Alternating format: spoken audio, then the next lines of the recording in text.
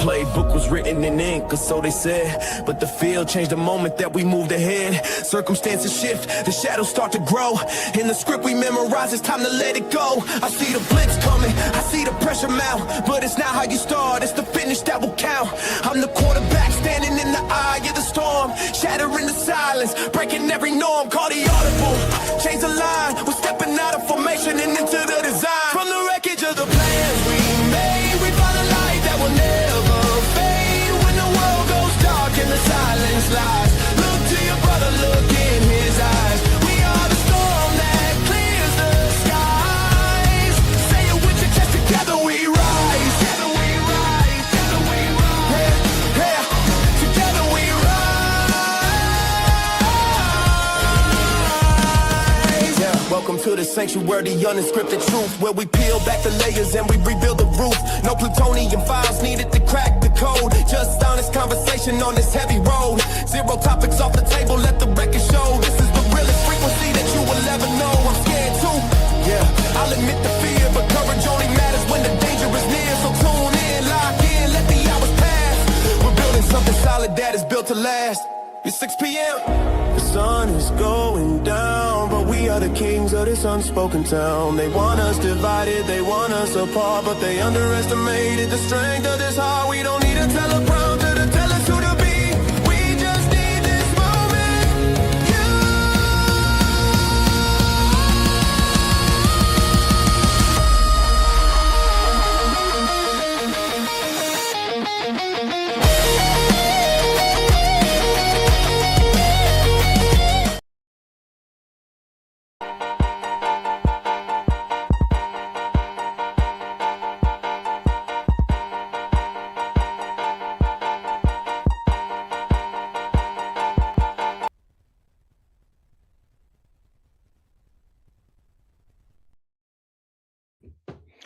What is up, everybody? How you doing? It's your boy, the Birdman from the Birdman Show. You already know what to do, so why don't you go ahead and do it with me? That is right. Yeah, hopefully everybody's doing okay. Yeah, for if you know, you know. It's been a very hectic few weeks, last few weeks over here my way. It's been really tough. So bear with the Birdman Show as we really try to get things going. I see Miss Karen's in the house. How are you doing, Miss Karen? Hope you're doing okay. Love seeing you there. Tabs is in the house. What is up, Tabs? What's that? Hope you guys are doing well. My co-hosts are going to be jumping in here fairly shortly. Like I said, it's been some time. So it's been relatively tough. What's up? Are you doing the bird? You doing? Yeah, baby girl's trying to do the bird. She's trying to do the No, you got to remember this way. You do like this, or you can go like this. I heard you pulled up on my phone and you did that, and she goes. I was like, hold on, we gotta go show that. Yeah, that's a good job, kiddo. We'll work on that a little bit more. She makes it worthwhile. But yeah, so I mean, yes, I'm doing. I was feel like that. I'm not gonna try to I'm not gonna try to sugarcoat things. I'm not gonna try to say, I'm not trying to do that whole I'm strong and this. I'm not. That's just I'm big enough, I'm man enough to admit that I'm not doing okay, but I'm still doing okay. Hopefully that makes sense. For those who know, you know. But yeah, my dad is he has his good days. He has his rough days. Last few days have been pretty rough. And I definitely want to take the time out to tell everybody thank you for your thoughts, your prayers. They're always appreciated. So I really appreciate you guys sending your thoughts, your prayers, checking in on me and everything. Still sending me the funny videos and stuff. You don't understand how many blind reacts I have to do on TikTok. That's the kind of I got a butt, so I plan on taking some time now, especially now the basketball season's over. I got a little bit of extra time. I'm gonna take some time, maybe dedicate a day to doing some blind reacts on TikTok. So as I sip on my Arizona tea, yeah. So yeah, we're definitely getting there. Oh, who I got? I got Mr. Mace Valor in the house. Meow, meow, meow, meow. Hello. What's up, brother? How you doing? Good. I'm doing really good. I flew back in yesterday, so I'm back home now. Yeah, how did that go? It went good. Oh my goodness. Okay, let me tell you something. So I flew out of Prescott Airport, which is pretty small, so it was actually easy to get in. So then by the time we were on the plane, something happened. There was a tanker that got a flat tire on the runway. So we were delayed for like an hour.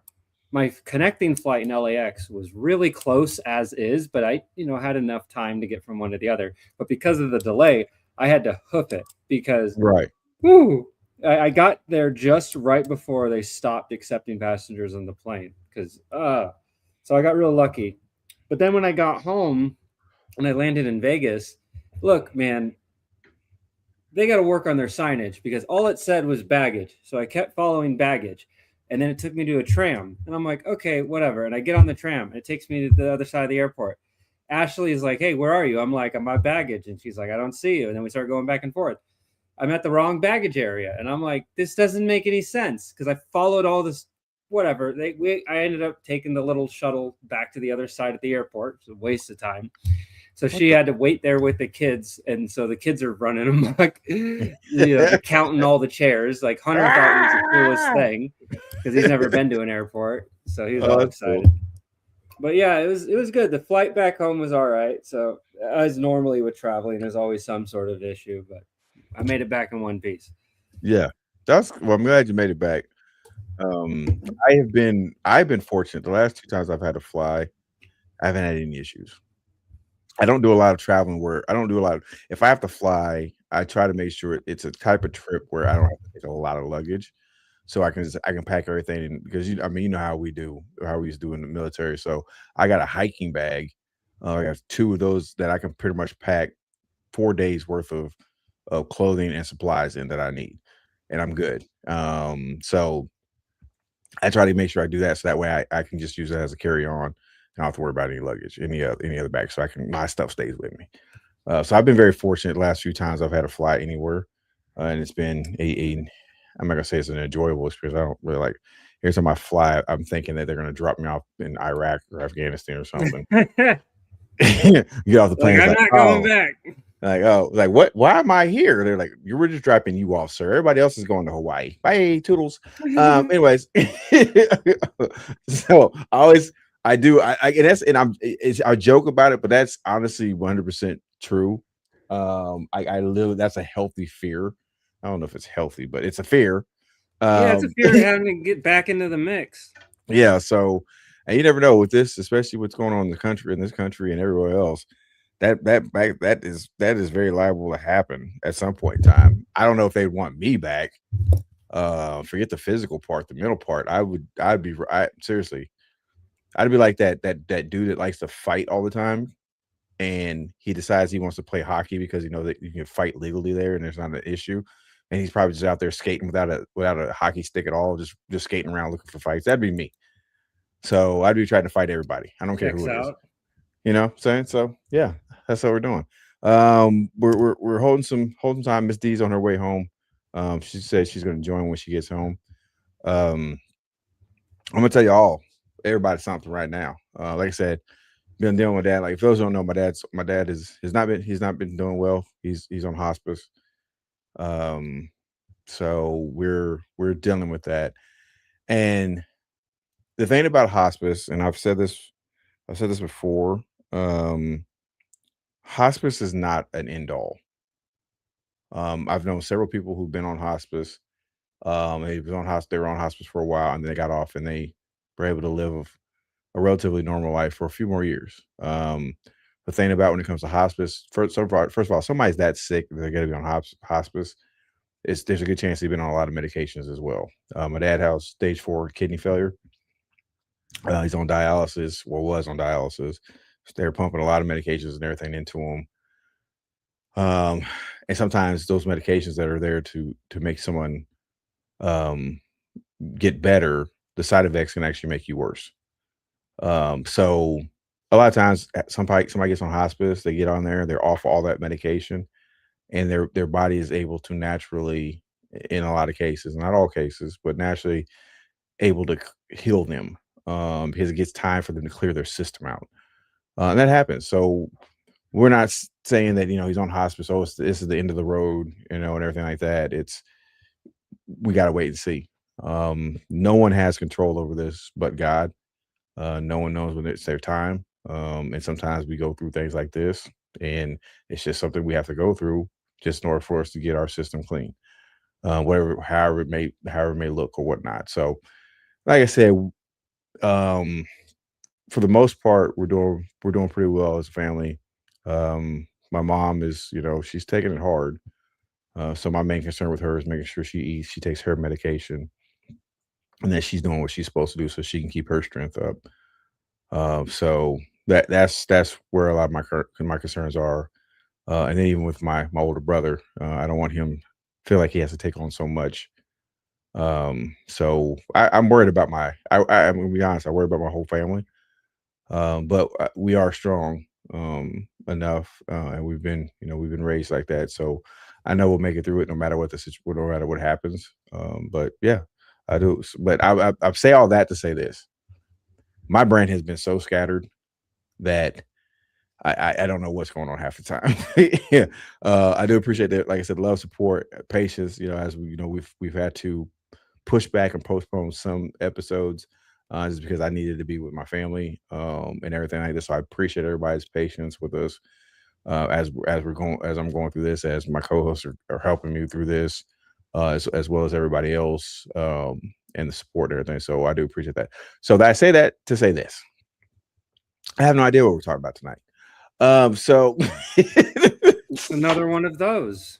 It is going to be another one of those. There's quite a few. There's some topics we could throw out there. We could talk about some unsolved murders. We could do another Can You Survive? We got the armed forces raising the enlistment age. Just the tomfoolery that's going on with the armed forces right now.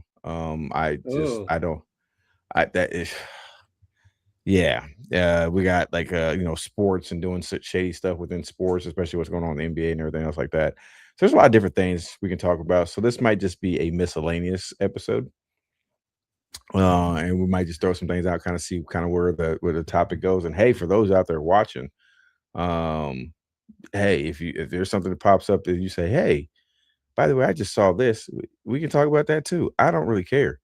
To me, this is therapy for me. It's very therapeutical for me, to get in here, do this, say what's up. You saying hello to Tabs? Yeah. Yeah. She said, hello, Mace. Yeah, straight. This has been awesome. And I also say, the people who've come by the house to see my parents, I really appreciate them as well. Just the support to come by. And I know some people are like, I don't want to come by and bother. That sometimes it's good to have somebody else come by, even if it's just for a little bit to chat, because it kind of helps you get your mind off everything. So yeah, there's a lot of craziness going on in the world today, whether it's at home or it's abroad, wherever it is, things are crazy. So I do kind of want to talk about what's going on. I mean, I think talking about like what's going on with the armed forces and everything going on there could be kind of fun to talk about right now. So my question to you, Mace, I'm gonna ask you this question, and then I'll give my story, my background with this. So you enlisted and you came in the military. What year was that? 2008. Okay, so you came in 4 years after I came in. Yeah. So this is going to be interesting. Yeah, so this is going to be interesting. All right, so yeah, I'm going to ask you this question.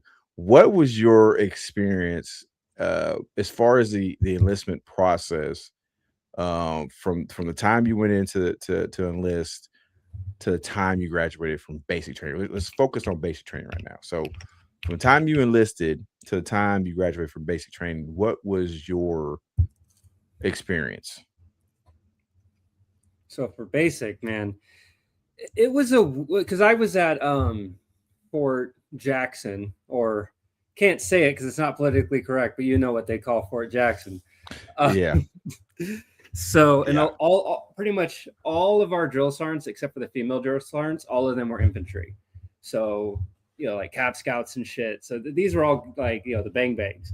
So being assigned to work with mostly support MOSs, they were not fans of that because and that's the thing, like they used to do, because from what I hear, it's not like this anymore, but they would not like full on Full Metal Jacket, but damn near close. They would talk shit. They would demean us, like all that stuff. And I always kind of took that as that's just part of being in basic. They tear you down to build you up kind of thing. But a lot of people, we started with 300 and we graduated with 90 in our company. They were kicking people out left and right. Like they did not care. Like if you weren't going to mold yourself into being a part of us, then you were gone. It was that simple. Right. It's like they don't have time we're not going to waste the tax dollars. No. But back then I remember it was 42. 42 was the oldest that you could be to enlist as a fuzzy, which I always thought was kind of funny, but yeah. But yeah, we didn't get like phone calls or like we got like we had to earn them kind of thing, so it wasn't like you have a schedule you get to go call. It's like, hey, you guys did good today. Y'all get 5 minutes to call home and let them know you're alive. But if one person screwed up, everyone's phone call privileges are taken away, like all that shit.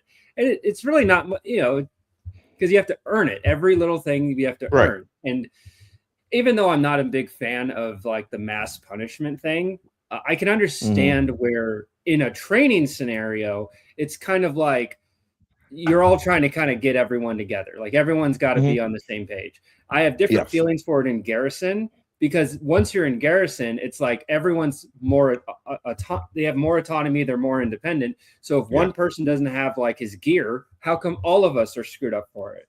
It's one thing in basic, because you're all kind of living together. You're all nut to butt. So that's like when you're deployed, right? Yes. You're all together. You're all out there. You are all that each other have. You got to kind of police each other.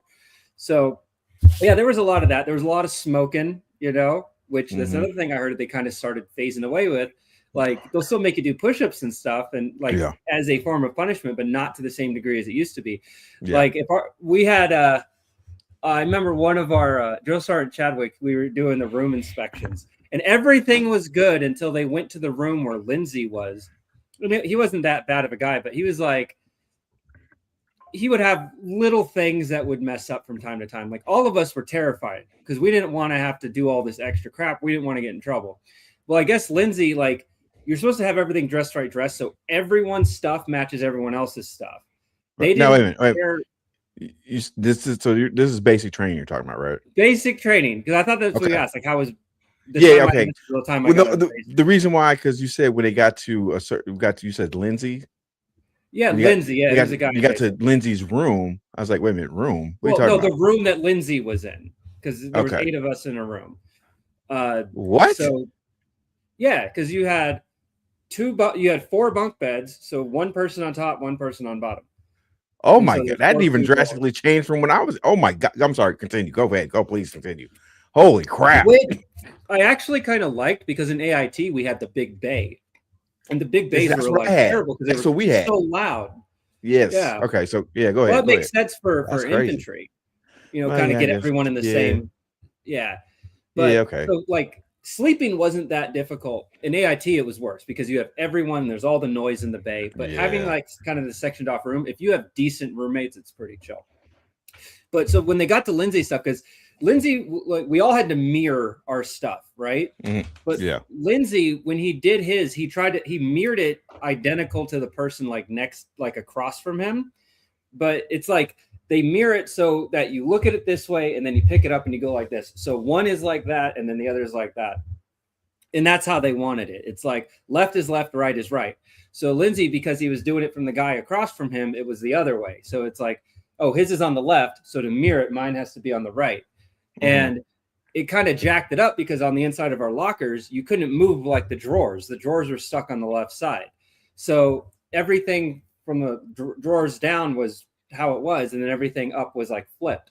So because of that one thing, they fucked up everybody's rooms. They took all of our boots, every single one of our boots, and then tied all the laces together in a giant knot. And then they said, you have 10 minutes to go clean the rooms. And if you're not back, you're not back. And it cut into your chow time. There were so many times in basic where the being able to eat became kind of a luxury. We missed so many meals. Like our drill sergeants didn't care. They used food as a weapon. Like I remember we had to go to reception for something, and I guess it's paperwork, whatever. So here we are, we're like a month in, and we go to reception, and that's where all the people that are coming in. So none of those people are getting smoked necessarily because they can't do any of that until you officially leave reception and you get to official basic. That's when they can start like smoking because of all the medical stuff. So they're kind of limited. So when we got there, they kind of use that as a tool. It's like, oh, well, we're going to punish you guys in front of all these other guys as an example to them. So if you fuck up, it's going to be far worse if you fuck up here than it's going to be far worse if you mess up here than you mess up over there, which was true. And Drill Sergeant, because we were pressed for time, what he did was he got real creative. Someone did something stupid, so the whole company got in trouble. So we file in for lunch, and we're like kind of intermingling with all the other people. And the rule was this: you guys do not get to eat until I finish. When I'm done, he said, when I am done eating, you all are done eating. And so, but no one could start eating until the last person got their plate. So when the last person got their plate and set it down, then we were all allowed to sit down and eat. Yeah. Drill Sergeant Chadwick ate a single cherry tomato. And he's like, yep, I'm done. And then all of us had to get up and go. And I love food, man. I really do. That was probably the hardest part. Like the push-ups suck, this sucked. But like being sleep deprived and hungry, like, oh man. Wow. Yeah. I think the only cool thing I missed in basic was the Omaha Beach. That's kind of where whichever one it was called. Because I did the crawl, the nighttime crawl, but the one where you have the different stages and you're kind of like, I'm up, they see me, I'm down, and you're going from cover to cover and you're shooting at the targets as you go through. Yeah. I had some like medical thing I had to go do because they noticed that there was something wrong with my feet and it was an ingrown toenail. So I had to go get that taken care of because they were all like, well, that's one thing. They cared more about our physical health in basic than they did in garrison. Yeah. Because they want to make sure you're able to make it there. So that way, they have their numbers and everything like that. Now, once you get there, well. So yeah. So my experience, of course, obviously was vastly different. In some ways. Number one, the sleeping arrangements, because we the whole time and basic training AIT, we stayed in the exact same barracks. So it was just an open bay. It's an open bay. We didn't go anywhere else for AIT, FTX, any of that stuff. We stayed in the exact same place. They just bussed us where we needed to go. And then we stayed there. So we had tents. We had like a big tent where everybody stayed in until we got to FTX. And then that's when we had like we basically partnered over, squatted up, and there's 4 of us to a tent. Or we made a foxhole. So no, but as far as most all the other stuff, yeah, I mean, it's pretty much. So when I enlisted, and I think I might have told the story before. I'll tell it real quick. I went to actually join the Marines, and the Marine recruiter. I had talked to him on the phone. We were supposed to meet up. He didn't show up. I don't know why. I never talked to him again. He wasn't there. So I was sitting there for about an hour, and I was about to leave. And the Army recruiter came up to me and started talking to me. So I was like, you know what? Forget it. I was joining the Army. So I joined. Famous last words. Yeah, I know, right? So I joined. Now the crazy thing was, I had I took the ASVAB, the initial one, and I did okay on it. It wasn't anything major. But then when I went to take the ASVAB to officially join, I scored, I think, like a 132, 130, something like that. It was a pretty good score. It was a good enough score to where I pretty much could qualify for any job I really wanted, any MOS I really wanted. And so I looked at it because, well, my thinking was I wanted to join, and I wanted to pick whatever MOS had the biggest bonus because my daughter was, I just had my daughter. You know, she's a preemie, 1 pound, 3.5 ounces. And she's gonna have medical expenses. I wanted to be able to have something that, you know, in case she needed something right then, you know, I can get, so I can give money right then. Military take care of everything else. So I joined infantry, to which I got the most dumbfounded look from my recruiter ever. He's like, out of all the MOSs you can choose, you're gonna choose infantry? And I was like, Roger. He's like, oh, they're gonna love you. Because guys think I didn't join early. I didn't join. Yeah, you met in until I the was thick 26. of the conflict. Yeah, and plus I was 26 years old when I joined the military. I didn't join like out of high school like I wanted to, but I couldn't because my grandmother was still alive and she went through Vietnam when my dad joined. And so she didn't want any of her children or grandchildren, any other grandchildren, anybody else joining the military. So none of us did. When she passed away in 2004, February, Valentine's Day, 2004, myself and my cousin, she joined the army too. So we both were like, yeah, we doing it now. But anyways, yes, I get the basic training, you know, go through all that stuff, and it's pretty much like you're saying, you know, hey, they, you know, you get there to the you know, station and everything, and they, you know, they're still relatively nice to you. Until they get you on that plane, because I flew from Kansas City, Missouri, to Fort Benning, Georgia. I don't know what they call it now, but I still forever gonna be Fort Benning, Georgia to me.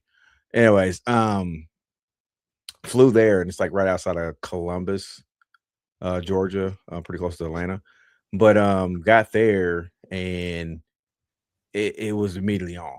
As soon as we got assigned to our units, Bravo Company C Co. That's right.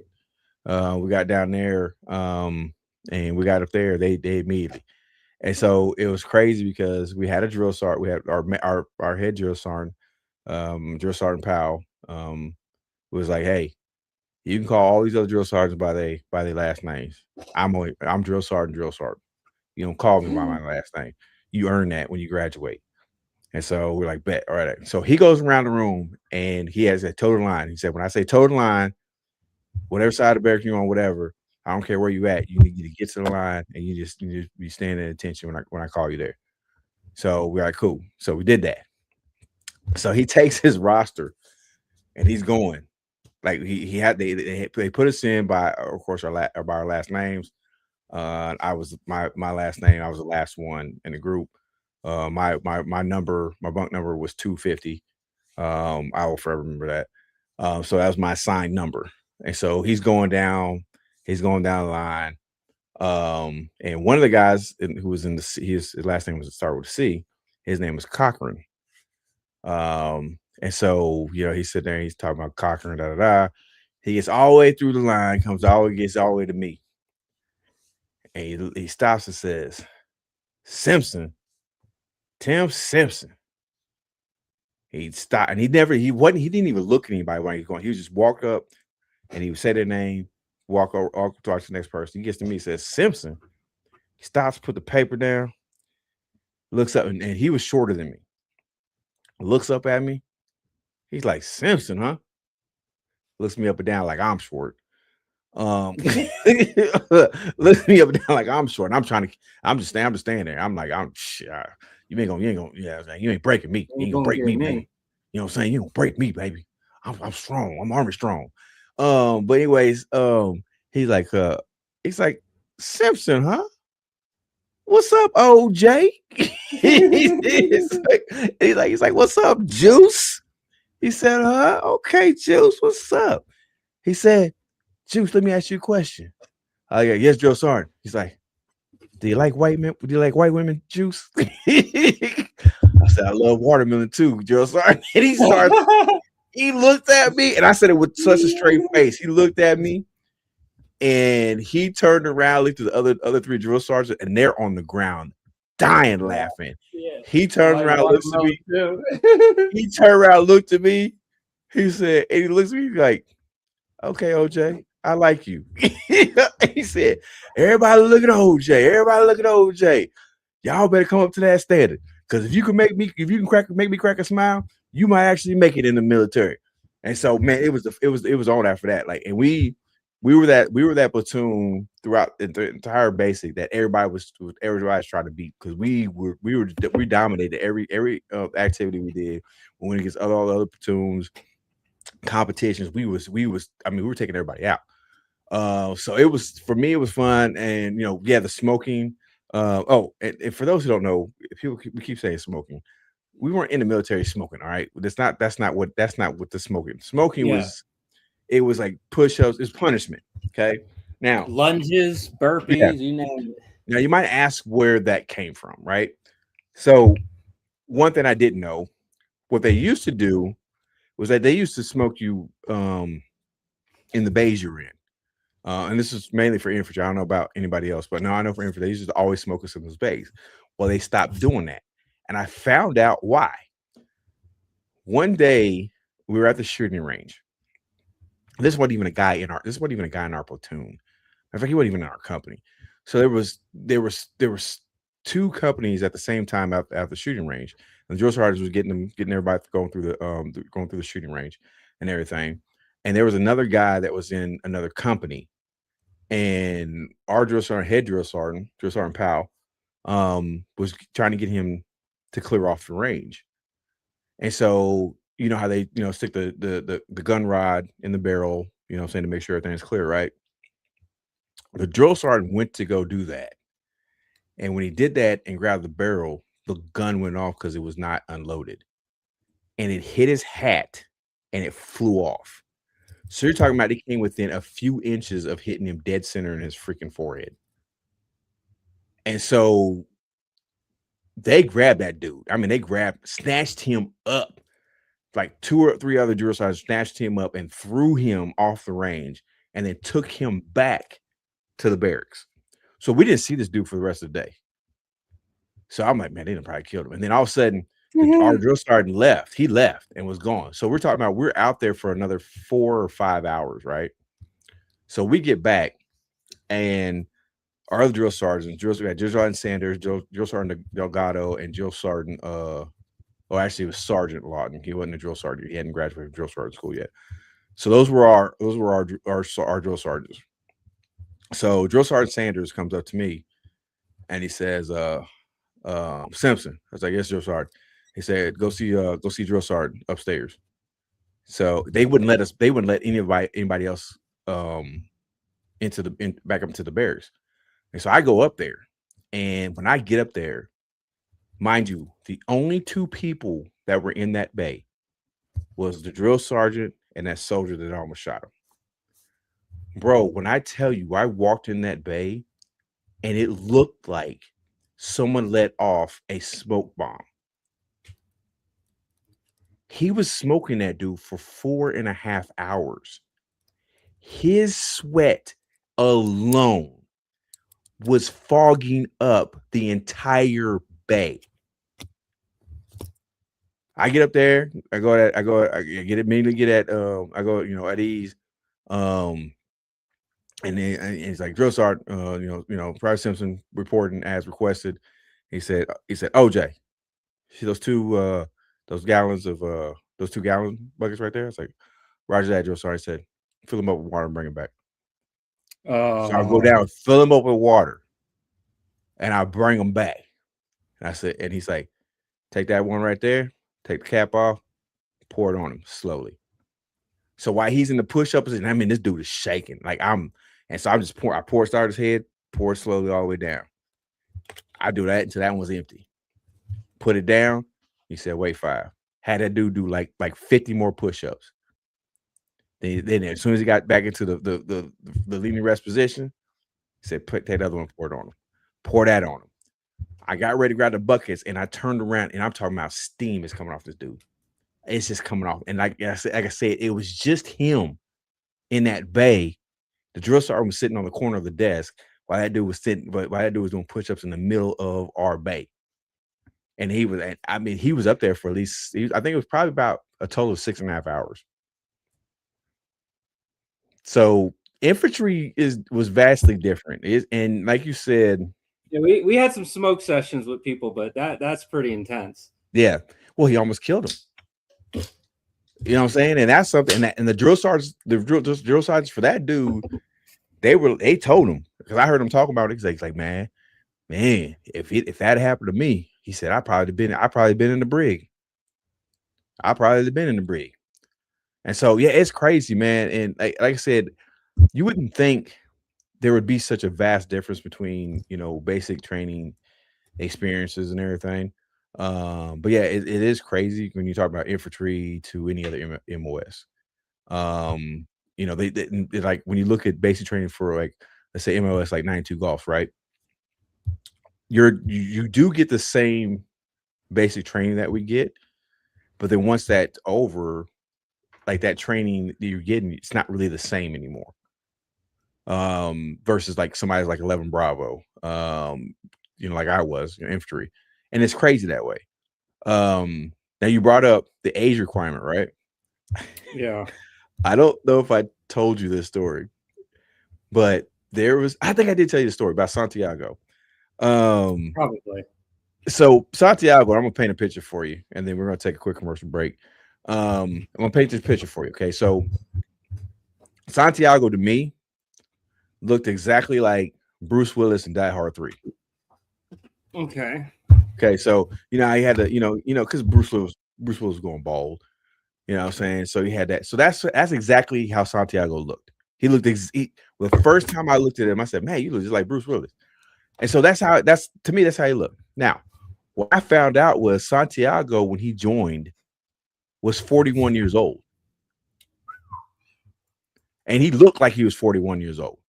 He wasn't like one of those 41-year-olds that still, they're like, man, I thought you was like in your 20s or even your early 30s or something like that. He actually looked like he was 50. Like, he should not have been there. Honestly, when I first saw him, I thought he was in administration. I thought he was in administration. I didn't think he was a regular soldier. But we were talking about infantry, right? So he joined. And so we go through that. I don't remember what happened. Something happened. We all end up getting a group smoke session going. And we were getting smoked, right? So Santiago was my bunk mate. So he was on the top bunk. I was on the bottom bunk. And so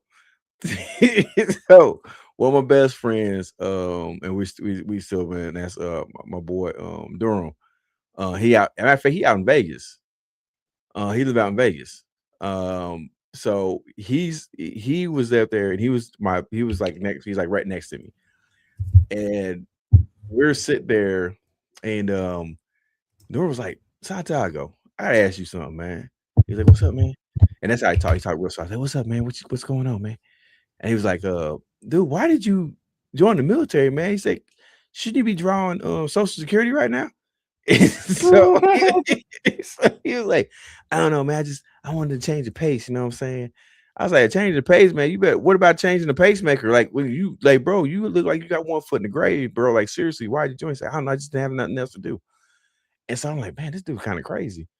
So that later that day, we ended up getting smoked for, I don't remember, whatever reason. It didn't even matter. I think a mouse farted downstairs and drill sergeant just wouldn't happen. So he comes and starts smoking us all. So Santiago goes over to the bunk. He gets on top of the bunk, and he's just sitting there. He looks visibly upset. And so we get done with the smoke session. I get over there, and I was like, yo, Santiago, you good, bro? He didn't say nothing. I said, Santi, are you good? And he just looked at me and said, yeah. I was like, okay. So we go to sleep. Bro, we get up next morning. We're talking about we've only been there for 2 weeks. We get up the next morning, and Joe Sark calls us to the line. Santiago gets out of his bunk very slowly. He's not toed the line. Joe Sark's like, where's Santiago at? And I turn around and say, Santiago, get over here. He comes over there dribbling an invisible basketball. Oh, okay. Yeah, I think I told you this. He comes over dribbling an invisible basketball, right? And so Drill Sergeant looks, and he looks at me. I look at him. I look at Santiago. It's like, and I said, "Bro, what are you doing?" And he just doesn't say nothing. Just keeps dribbling. Just keeps dribbling. So Drill Sergeant comes over there. You know, he getting in his face, this and that. He said, "Oh, so you're gonna be funny. All right, everybody, push up position, go." Santiago still dribbling. Just kept dribbling. He smokes us for like 30 minutes. He's like, "Man, yeah, everybody just get out." So they get Santiago. Santiago stay up there. We leave. I'm like, "Man, he about to." I say, "I'm guarantee you gonna have me get him come bring him some more gallon buckets." They up there for like 2 hours. No word. We come back up there. Santiago's in the exact same position, dribbling the basketball. Just dribbling. He dribbled that basketball up there. Anytime we got in the formation, he dribbling. Anytime we go to march to chow, he dribbling. Anytime we march to go do anything, he dribbling. He dribbling. This goes on for about a week. So then they send him to behavioral health. He gets a little psych eval. They're like, "Yeah, we're gonna have to let him go." And so the drill sergeant went to go talk to him. And so I overheard him talk. He's like, "Yo, he was in there talking to the therapist for almost an hour and a half, and he dribbled that whole time. He was there talking to him." So they do the eval, and they're like, "Yeah, we're gonna have to let him go." So they end up, discharging him from the military, completely discharged. And so he, they get all his stuff. He gets packed up, put his stuff. He has a little duffel bag, put his stuff on his arm, and he's dribbled all the way downstairs. He dribbled all the way down into the little courtyard. And where we were at, we could see the cab, him getting in the cab. He dribbles all the way to the cab, puts his bag in the trunk, dribbles all the way to the door, turns around, picks the ball up, shoots it, and then flips everybody off and gets in the car. Gets in the cab and draws off.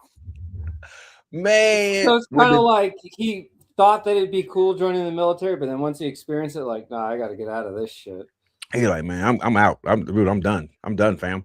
And that dude did that. I mean, I like I said, they went on for about a week. I literally was like, "Bro," I on your side. It's like, "Hey, I'm not, not a lot scares me, but this dude made me nervous. So we got another bunk I could sleep in or something." Because that fool was eating. The only time he didn't dribble when he sleep. But once he woke up, he picked that basketball up and he was dribbling. He didn't even say a word to anybody. Like, he didn't say a word. People talked to him. He didn't say nothing, he just kept dribbling.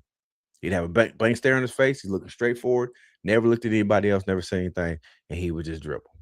So yeah, that's what Santiago was doing with his crazy self. But yeah, he was playing basketball, doing his thing. So I mean, it is what it is. But that being said, we're gonna take a quick commercial break. Since we're talking about basketball, we're gonna kick it over to the Tri-State 66ers. For these next words. My transitions are becoming legendary. Anyways, Of course. we're going to go over to the Tri-State 66ers and talk a little semi-pro basketball. We'll be right back after these messages.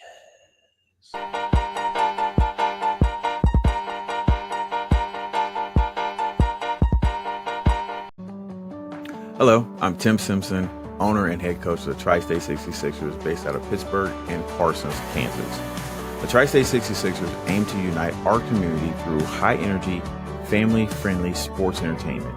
But we are not just a basketball team. We're a platform developing talent, fostering civic pride, and creating lifelong memories for fans of all ages while strengthening the region's love for the game of basketball. We're looking to partner with and promote local businesses to build a strong community connection. So if you are a local business and would like to join the 66er Nation as a sponsor, contact us by email at tristate66ers.basketball@gmail.com or call us at 620-454-6587. Join us as we look to support local businesses and community organizations through partnerships and promotion. This commercial break is brought to you by 143 Infinite Designs. At 143 Infinite Designs, they believe that fashion is a powerful way to celebrate love, creativity, and connection. It is their mission to bring people together through custom, stylish, and meaningful t-shirt designs that enable everyone to express their unique stories, passions, and personalities. At 143 Infinite Designs, they also aim to make every piece a reflection of kindness, unity, and infinite imaginations, spreading positivity one shirt at a time. So if you'd like more information, please reach out by calling 620-454-6588 or by email 143infinitedesigns@gmail.com.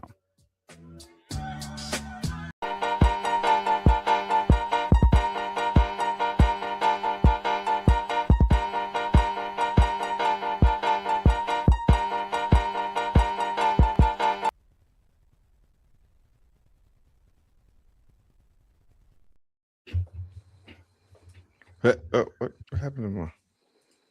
Wait. What? Oh, I was like, what? No, what the heck? Hold on.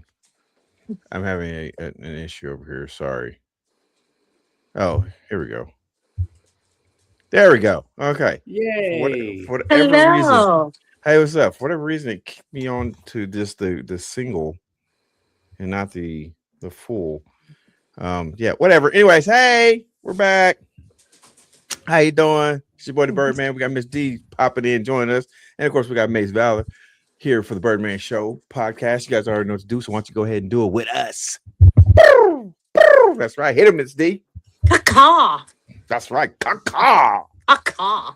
With some authority. Yeah, that was a forceful one. I like it. I like it. Caw, mofo. Anyways, how are you doing? Hot. I'm melting, but I'm okay. How are you? Not doing too bad. It's not too bad. Like I said, I don't know how much you heard, but Dad's doing. He's doing. We'll say that.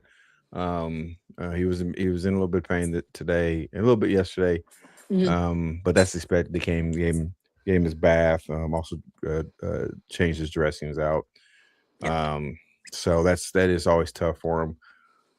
So I mean, it is what it is. But right now, we're like I said, it's all about just making sure he's comfortable.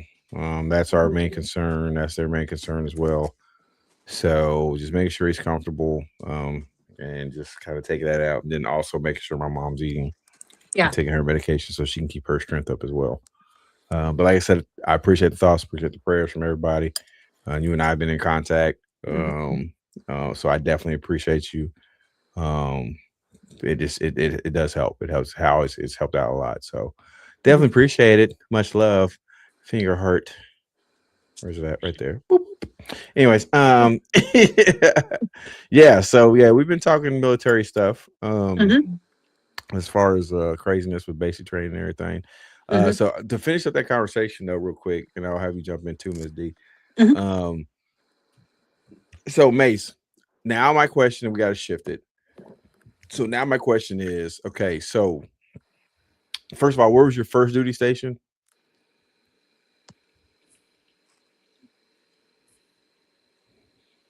Do you hear me, Mace?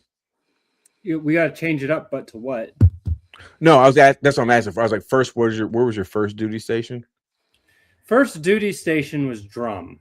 Okay, so drum was your first duty station. Okay. First and the longest. It was just drum in Korea. Then Korea, okay. Because I couldn't remember if you came from somewhere else. And then... Dude, oh my God. At Fox Company, we got this stupid girl that came from Korea. No offense to women. Goalie. She came and she had her stupid 2ID patch on her combat side. And we were like, "What? When did they deploy? Like, you mean during the Korean War?" And she's like, No. I was deployed in Korea. I'm like, there's no active war zone in Korea. What are you talking about? And then so she got in trouble with the maintenance guys. Like, this is her first couple days there. It's like, why are you fucking retarded? Like, sorry, once again with terminology, but she ended up killing another one of our Fox Company guys, Roland. Yeah, her and Roland were dating, and then he got kicked out. So they were living together, and then she Yeah. killed him.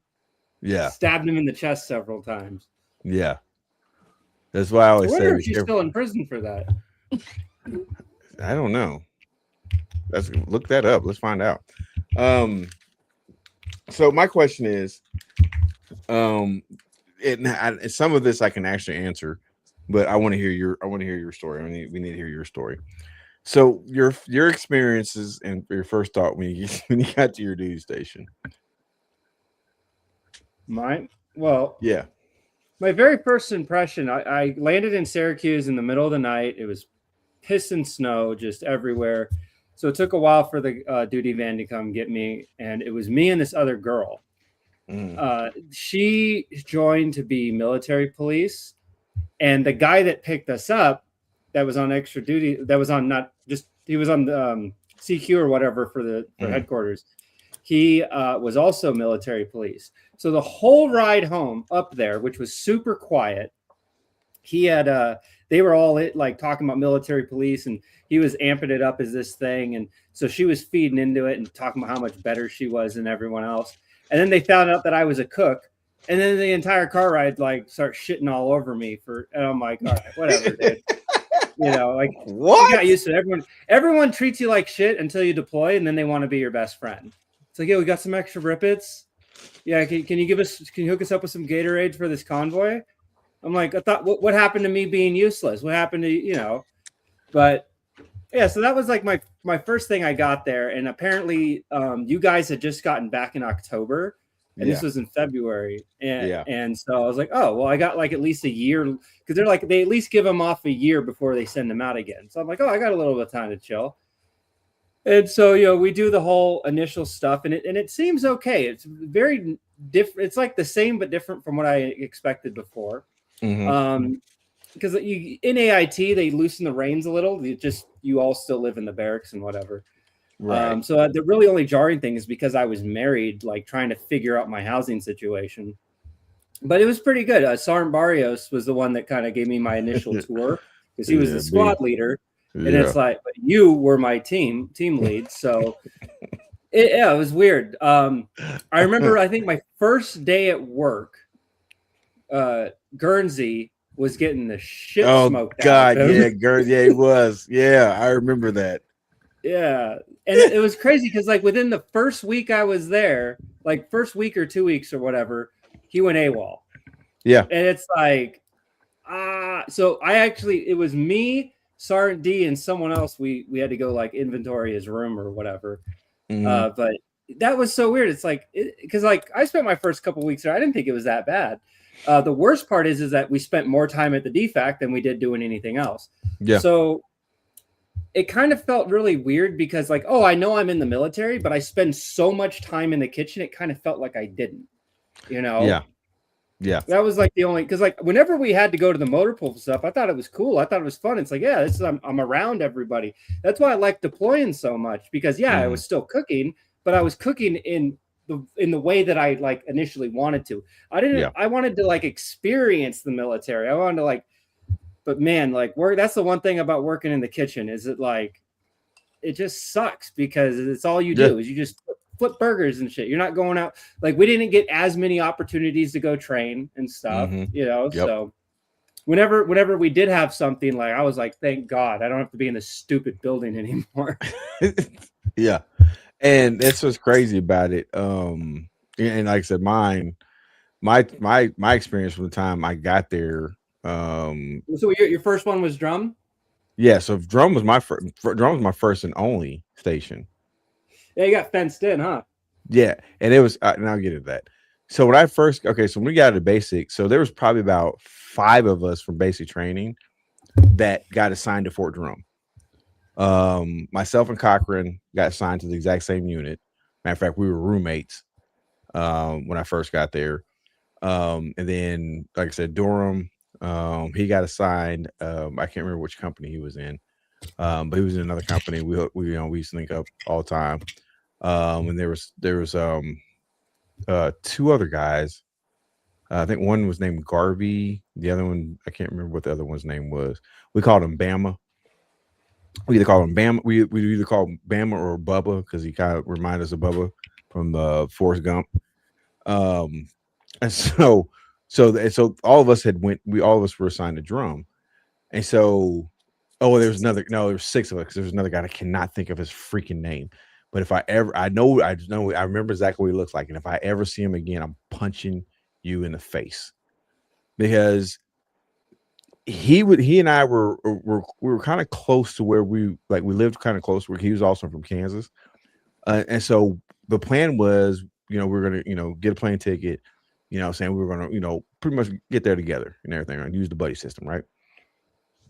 So I was like, I called him and said, hey, where are you flying into? Blah, blah. He said, I'm flying into Buffalo. He said, because it's not that far from where we got to go. And I said, oh, okay. My stupid self didn't even think to look at a freaking map, GPS, or anything. Didn't even think about it. So I just went off of what he said. And I booked my plane ticket and flew into Buffalo, New York. And I get to Buffalo. Mind you, it's like 10 o'clock at night. And it's snowing. No, it wasn't. It was not snowing in Buffalo. It was not snowing because I got there in September. So it wasn't snowing yet. So I get there, right? Get there, go down to the I was trying to figure out where am I supposed to go? Where I'm supposed to go. So I go to the USO. They tell me, hey, all you have to do is call here, blah, blah. So I call the unit and I get staff duty. And so I'm like, hey, tell them who I am, blah, blah. And they're like, okay, okay, well, it's going to take us about an hour to get to Syracuse to pick you up. So I said, Syracuse? I'm in Buffalo. He's like, why are you in Buffalo? And it's like, well, that's what I was like. And I told him the same thing. He starts laughing. He's like, that idiot has you in Buffalo. And Buffalo, I think it was like almost 3 hours. 3 hours away, yeah. Yeah, it's like 3 hours from Watertown, where I needed to be. And so he's like, well, looks like you're going to have to get a bus and get to Syracuse. Originally, there was something to get the bus to get to Syracuse, but I was able to get a Greyhound that actually went to Watertown. So I get on a bus. I had to wait so I got there, like I said, 10 o'clock that night, got a cab to the bus station. And then I had to sleep there that night and wait until 8 o'clock in the morning to get on the bus to go to Watertown. So then I had to take a bus all the way over there. Finally get there, they come pick me up, and they were just laughing because I was telling them what happened. They stood there laughing. And I was like, man, I'm glad y'all get a good kick out of this, because I show you, when I find that, I swear I'm gonna punch him in his face. Punch him in his face. Luckily, he got there before me, so he was already sent to his unit. So it was me and like 4 other guys. So I met up with so Durham was the only one there at the time that I actually knew. There was 4 other guys there. So they put us over in the geographical bachelor barracks because they weren't ready for us to go to our units yet. And so we were there for like 2 weeks. So we went through, got all of our gear and everything. So we were sitting over there for like 2 weeks, and we didn't really have to, all we had to do was get up in the morning, report in, and then we didn't have to report back until formation at 1600. And then that was it. So like I said, we're there for 2 weeks. 2 weeks, bro. We sitting there just chilling, mad chilling. We going back and forth to Syracuse. We done been to Canada a couple times because Fort Drum, New York it's what roughly about 30 minutes from the Canadian border. It's like a 30-minute car ride to the Canadian border. So we'd go to Canada a couple times. We're chilling, mad chilling. You know what I'm saying? So we get to the unit, and when I got to my unit, I love my unit. Triple Deuce, love you guys. Triple Deuce was always awesome. That was my first home. Yeah, it had a really cool logo with the cards. Yeah. Yeah, though. Yeah. I plan on getting a tat for that one too. That's the only thing I don't have is a tat for my unit. I think I'll probably get one for 187. And I might just get one for 187, another military one as well. But anyways, so my first experience when I first got there, it was crazy. But when I finally got to my unit, the first NCO I met was Sergeant Dwayne Lewis. Now, Sergeant Dwayne Lewis was a very interesting character. God rest his soul. He got killed in action in my first deployment. and miss that man. He's a tremendous guy. But he was the dude that he stayed in the gym. He worked out all the time. Just pushing weight, man.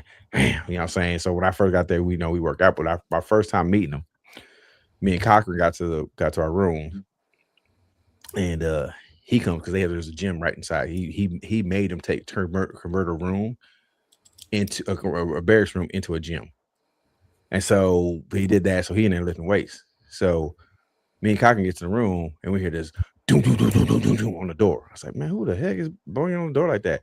So Cochran goes and opens the door, and he opens his door, and all he sees is 6'3" black man ripped to shreds with one of them bodybuilding white beater, the tank top, the bodybuilder tank top. You know what I'm talking about? You know, it's gonna just cut down all the way down here, highly inappropriate with nipples showing out. So she got the pectorals just popping out with the nipples just banging right there. You know what I'm saying? Look like one of them GoBots from freaking Austin Powers.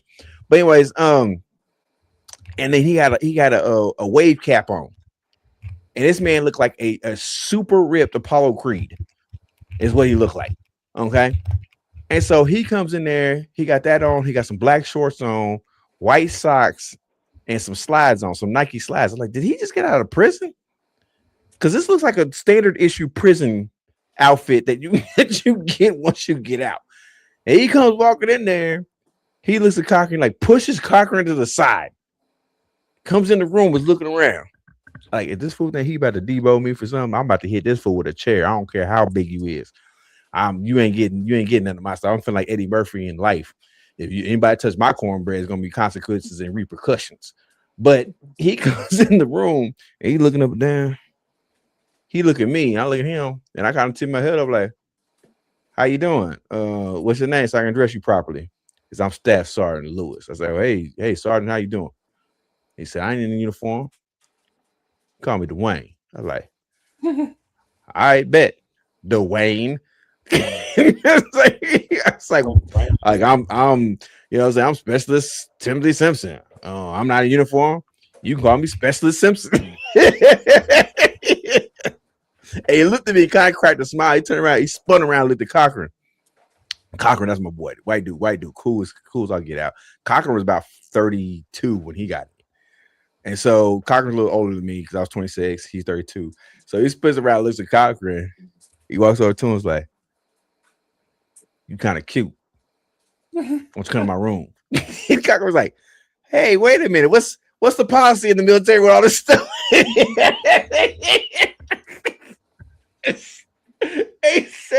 He said that. And Sergeant Lewis turned around, looked at me. When he turned around, looked at me, I was like, "Look, bro, you asked me to come to your room, boy. If you ain't got no Xbox in there, boy, I'm gonna slap the taste out your mouth right back." I said, "And we either gaming in that joke or we fighting in that joke." And he turned around and he just starts busting out laughing. He's like, "Nah, man, I just mess with y'all, man. I do that all. Everybody come in." He's like, "How y'all doing? Where y'all from?" So we talk it up, chop it up. And so he talked to me for probably about a good hour. And he's like, "Man, I'm telling us, man." He said, I was reading up on you, man. Pretty good athlete and everything." He said, we're about to start a new unit here within the company. And it was a scouts unit.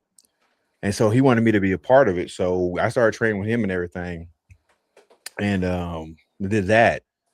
So it was cool. Like, it's interesting. And I always ask fellow soldiers, no matter what branch, no matter what your MOS, I always love asking them what your first initial thoughts were when you first got in, because we all go through something different.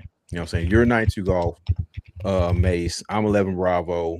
And then, I've talked to people that are, 11 Charlies, 12 Bang Bangs, 42 Alphas. I've talked to all kinds of different MOSs, and I love hearing how different it is, not only from basic training, but to when you first get to your duty station, because those first initial memories stick with you for life. And it's like you can always recall. I've had trouble recalling things with my memories, with the concussions I've had, TBIs I have now, and I've had trouble recalling things. But there's just certain things that I can remember, and I can tell you exactly what someone was wearing in that situation and what the conversation was. So I love those type of things. Now, Miss D, so there's something you said you want to talk about as well. We're going to get into that, which I think is pretty cool. I Now actually do have a military story myself, though. that's what I was going to ask you. So that's what I was going to ask you from your perspective. What's your story? So basically my story is much more of a non-story than it is a story. Because obviously I was never accepted in the military.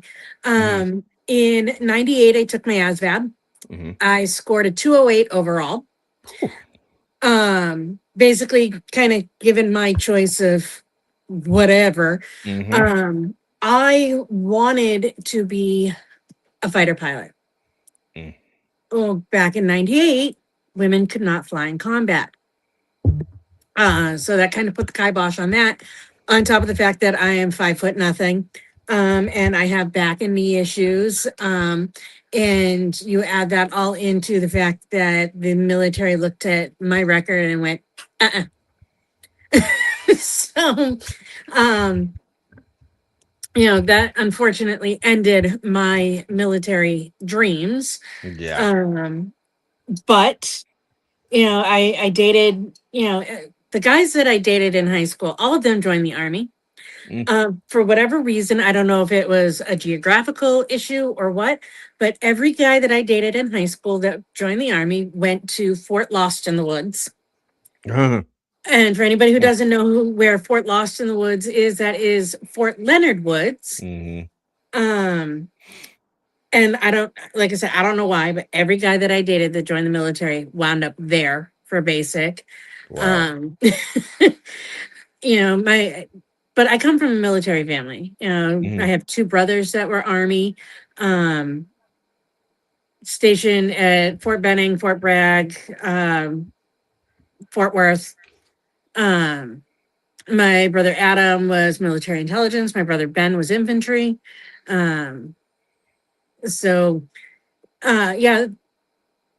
come from a pretty strong military family. My uncle was Army, and then my grandfather Navy. Most everybody else in my family was Navy. I have a nephew who's a Marine, and I went and married somebody in the Air Force. Yeah, so you guys are all covered. Only thing I don't think you just need somebody Coast Guard and reserve. Well, Jeff was reserves before he was activated. Okay, I mean, so I guess I can kind of cover it. Yeah. My brothers, both of my brothers did early enlistment. So the summer between their junior and senior year of high school, they went and did basic. And then after their senior year, they went and did AIT, and then off they went. I was hoping to do the same. That's why I took my ASVAB in 98. But again, it worked out for the best because come 99, I turned 18, got married, graduated high school before the rest of my graduating class, and off I went and started, having babies. So that's another enlistment all on its own. It is. Sometimes I think I would choose war over that anyway. Anyway, but that's awesome. That's crazy though. I mean, that's the thing. I love hearing stories like that. I mean, no matter what it is, because sometimes, we can tell a story. We might either downplay it or play it however we want. I love hearing all those stories of not just the people who got in. Some that say, "Oh, I almost got in, then this happened, but now my life is taking this turn." And I can hear that type of stuff because as all 3 of y'all know, or all 3 of y'all, well, I can say 3 because Jeff's back there. It's cooking something. But he's making hard-boiled eggs. Oh, okay. But like all of us know, there's only a small percentage of the population that actually will join the armed services. So, and even some of those probably are questionable too. Yeah, we probably should question them a little bit more. But I still have the utmost respect for anyone who's willing to do that, to join. For the simple fact is, We need those type of people, and I tend to, I'm a little apprehensive about the future, especially when it comes to the military. And the reason why is because, I mean, we're not getting as many, people wanting to join. Which is the reason why they've changed the enlistment age again. Is because they want to be, well, maybe we can either get more people to stay in, or we can get some of those ones who say, hey, because life is so freaking unbearable here in civilian land, with the way costs and everything is, then hey, I could probably join at a later age and at least be able to take care of my family, at least be able to afford groceries and maybe gas, to be able to do stuff. I mean, I'm not saying that's why they raised it, but I'm just saying it's just crazy to think. But I worry about that, because I worry about our generations coming up. These kids are not coming up with the same. I might say all of them, 'cause there's still a lot of people still doing the right thing, doing what they're supposed to be doing, teaching their kids, raising them up the right way. But not a lot of the youth have the same type of values that we have and we've had. Or the people that came before us have had, where people are trying to teach these kids to, have some type of take pride, in being an American. And everything we do here in this country nowadays is so divisive. We're still trying to divide everybody. We're still trying to divide everybody when it comes to race, when it comes to class, where you live at, upper class, middle class, lower class, and just no class. It's just that's just how I love my country, but we are extremely, I don't care how you try to slight, we are still extremely segregated country. So it's difficult for me at times. And that's why a lot of times I can't, it's hard for me to watch the news. Because there's nothing but negativity. Like, I'm gonna tell you right now, I don't like Trump. Never have. I didn't like him before he became president. I sure as heck don't like him now. I've never liked him. Never really cared for the guy. However, he's the president. No matter what you feel about him, whatever you say about him, he's the president. And I would be a complete idiot to want him to fail, because if he fails, that even though I didn't vote for him, it still makes us look bad as a country. Like, you guys can't even vote a competent leader in. I don't care who. Maybe it's just because of my military service, and Mace can sit there and definitely tell you that. And Miss D, you've been around enough with military personnel. Quite often, our leadership is not the greatest leadership. Quite often, we have NCOs and other people in charge that just have no idea what the heck they're doing. But as soldiers, or in this case, Americans, civilians, we have to do our best to try to put whatever plan that our leaders are trying to put in. It's our job to make it work. And so therefore, I have my opinions. Where it's not just Trump; it's just the government in general. I might have my opinions about them, but I don't want any of them to fail, because if they fail, it just makes our country look like crap. So, like I said, I cannot support somebody, whether who it is, whatever it is, Trump, Obama, whoever it is. I don't care who's in office. I could not support them, but I still don't want them to fail when it comes to what we need to do as a country, to be who we need to be. But I like to see all of them do something different. Yes, take care of the people here. Stop sending money overseas. Just, it makes no sense. There's no way you can really justify the amount of money we're sending overseas, and then turn around and tell the people of this country, we can't do certain things for you because we don't have the money. That to me, you're full of crap. You're putting everything and everyone else before your own people. I don't care who you are. I don't care if you're white. I don't care if you're black, Asian, Hispanic, Muslim, whatever. I don't know. Or whatever the rainbow what part of the rainbow you fall in on. I don't care. It doesn't matter. You're here. If we're not taking care of our own people, what are we doing? makes no difference. I say that to transition to this. Miss D, you brought up something that you said you'd like to talk about. I think it's kind of pretty cool, especially when, especially dealing with some of the stuff we were talking about earlier in the episode. Why don't you tell people what you shared with us, and actually I can pull that back up while you're talking. Okay.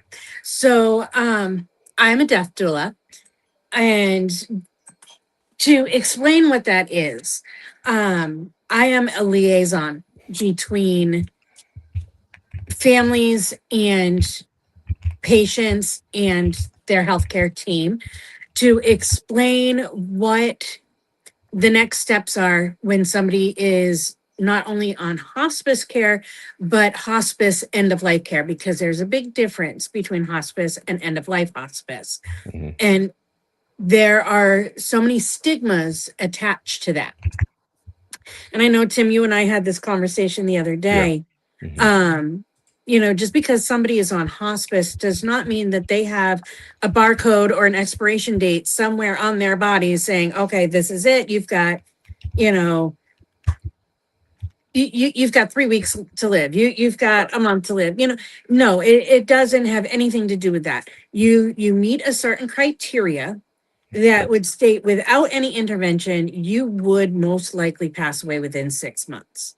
Mm-hmm. That is the biggest criteria of hospice, is without intervention, you are most likely going to naturally pass away within 6 months.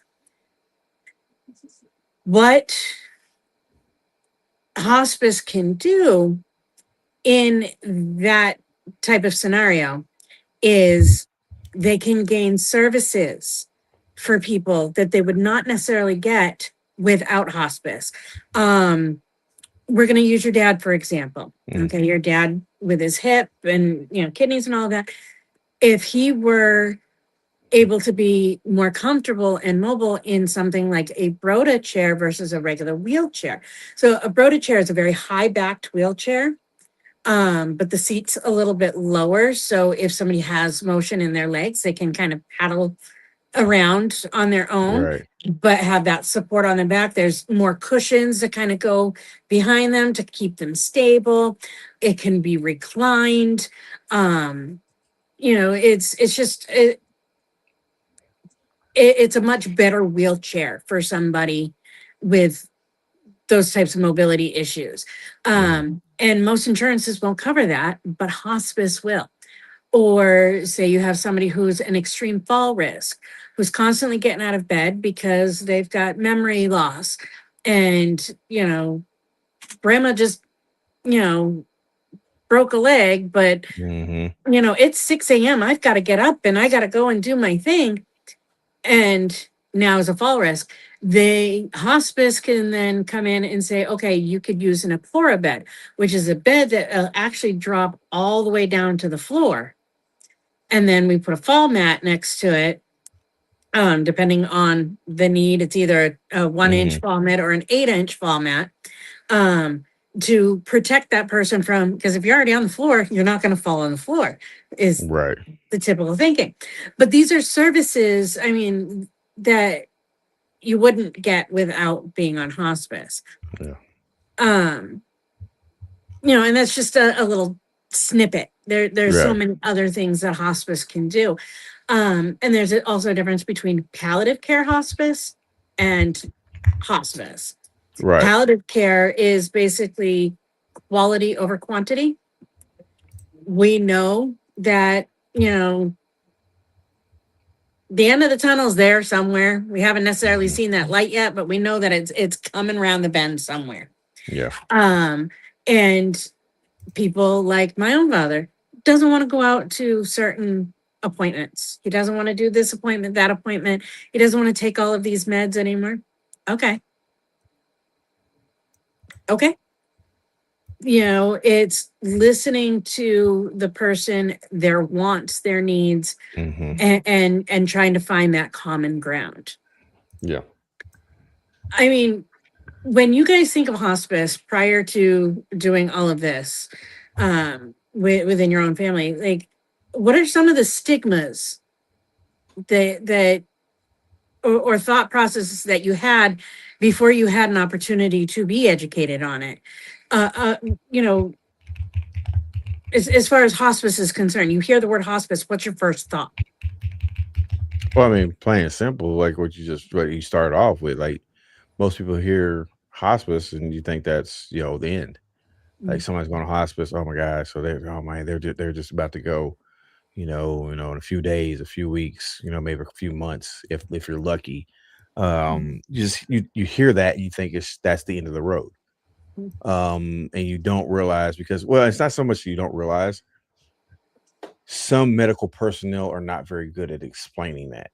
And so in between the time that it's first said to the time you actually get the person who you'll be dealing with, the nursing staff and everything you'll be dealing with, the social workers that you'll be dealing with when it comes to hospice, by the time you get to them and they explain what's going on, you've already got this in your head. You know what I'm saying? You're already, oh my God, they're one foot's in the grave, this type of thing. And that's how you kind of go with it. So even, and the funny thing about it was my mom dealt with dementia patients, and she dealt with a lot of her patients that were in hospice, when she was nursing, and she was nursed for over 40 plus years. And she was doing that for, I think, I want to say 20, almost 30 years as a head nurse for that. Even though she knew a lot of that, she still, once she heard the word hospice, she went there. So it's one of those things, and a lot of it's because, yes, you see both sides of it. You see where, hey, yeah, they don't have much longer and they don't make it that much longer. But then you don't hear the stories about the people that go on hospice because of the care that they can get, because of the services they can get. They actually come out better, and they may actually live a little bit longer. To where somebody I've heard, matter of fact, we know somebody who went on hospice, and then they said, oh yeah, it's probably about a few weeks because, like you said, they fit a criteria of what they've seen with people at that stage. Yep. Right. But once again, none of it's concrete. Because once you get on hospice, you might, because the medications, and people don't think about that, medications, even though they're there to help you, because the side effects of all the multiple medications you're on can actually make you worse. And with my dad's case, dealing with the stage 4 kidney failure, being on dialysis, having blood thinners, and then what they discovered was he had a blood disease that was causing him to bleed out. And because he was on blood thinners, his blood couldn't clot. But if they took him off of that, they'd have to take him off of dialysis, which was supposed to be helping him with his kidneys, which caused a whole nother issue. So they determined the blood disease was worse. So they had to take him off dialysis. They had to take him off that, which was supposed to have been the thing that was really saving his life. And it's like, now we're just kind of waiting to see if his system's just going to clear out, how he's going to do from it. And they chose the quality over the quantity. And he was coherent enough to determine that wasn't our decision. He wanted that. And so I'm of that mindset. Hey, if that's what he wants, I'm not going to fight him. I'm not going to fight him. I'm just going to do whatever I can to make him comfortable when it comes to that. Mace, have you ever had to deal with any of this? None of the hospice stuff. No, like as far as end of life care, I know with my grandma, she was kind of in and out of the hospital towards the end. But no, nothing like, because it was one of those things where it's like, okay, well, we've gotten her better and she was good enough to go home, and then she'd go home and get sick again, and yeah, so nothing like long term, like, well, short long term, you know what I mean, but like nothing like the hospice stuff that you guys are describing. Okay. But yeah, to me, that was probably the biggest myth when it comes to, when I think about it. And I'm pretty sure there's other people who have dealt with different stages of hospice and things like that. They might have a completely different experience. But like, say, even with my grandmother, when she passed, she technically wasn't on hospice because she was in a nursing home.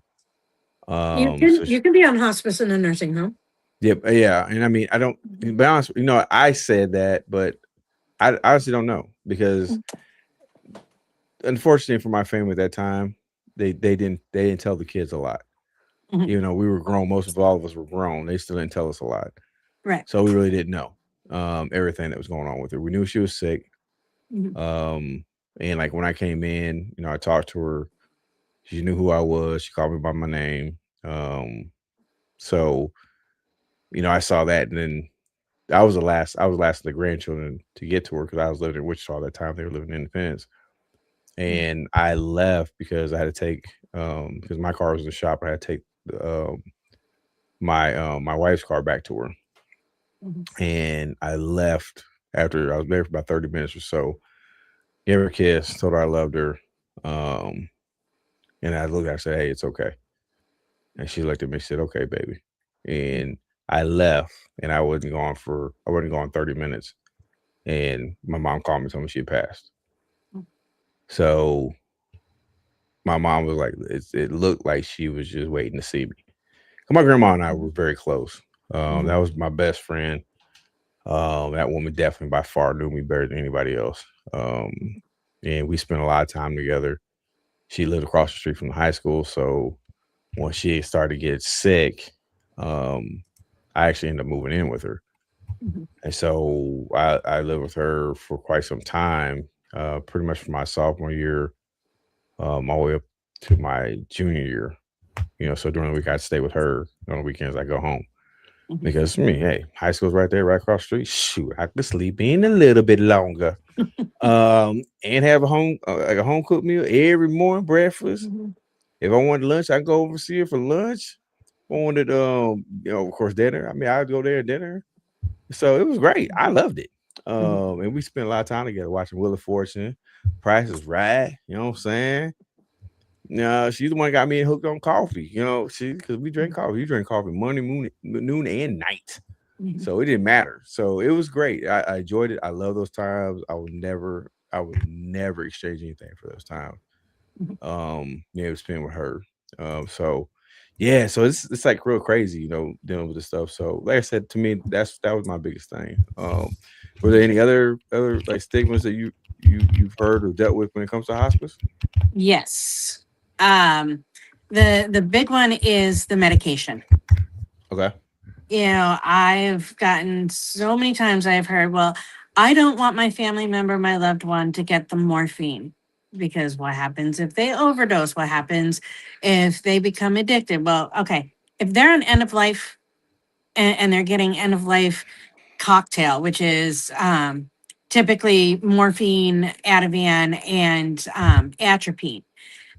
So if they're getting that cocktail and they're getting it Q2H, which is every 2 hours, or per request, you know, there's NA in heaven.